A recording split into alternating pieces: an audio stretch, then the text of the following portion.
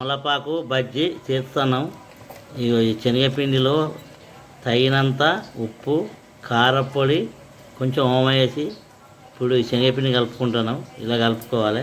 Stove అంటు పెట్టినాం, stove పైన ముక్కుడు పెట్టినాం, అందులో నూనె వచ్చినాం, వేడైంది. తమలపాకును ఇలా పిండిలో ముంచాలి, ముక్కుట్లు వేసుకోవాలి. తమలపాకు ఇలా ముంచాలి,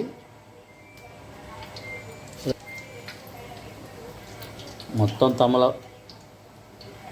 తమలపాకులు ఇలానే ముంచుకొని ఇందులో వేసుకోవాలి. ఇలా మధ్య మధ్యలో మర్రేస్తూ ఉండాలి. ఇవి తమలపాకు బజ్జీలు చూడు ఎలా ఉన్నాయో. గోల్డ్ కలర్ వచ్చేదాకా గోలించుకోవాలి. ఇలా మధ్య మధ్యలో మర్రేస్తూ ఉండాలి. సేమ్ తమలపాకు బజ్జీ ఎలా ఉందో తమలపాకు లెక్కనే వస్తుంది మోడల్. ఇప్పుడు కాలినవి తీసి వేరే ప్లేట్ వేసుకోవాలి. మొత్తం పిండిని ఇలానే కాల్చుకోవాలి. పాకు బజ్జీలు రెడీ అయినాయి. వేడి వేడి తింటే చాలా రుచిగా ఉంటాయి. ఈ తమలపాకు బజ్జీలు మళ్ళీ కావాలనిపిస్తుంది, తిన్నా కొద్దీ తినాలనిపిస్తుంది. తమలపాకు బజ్జీలు,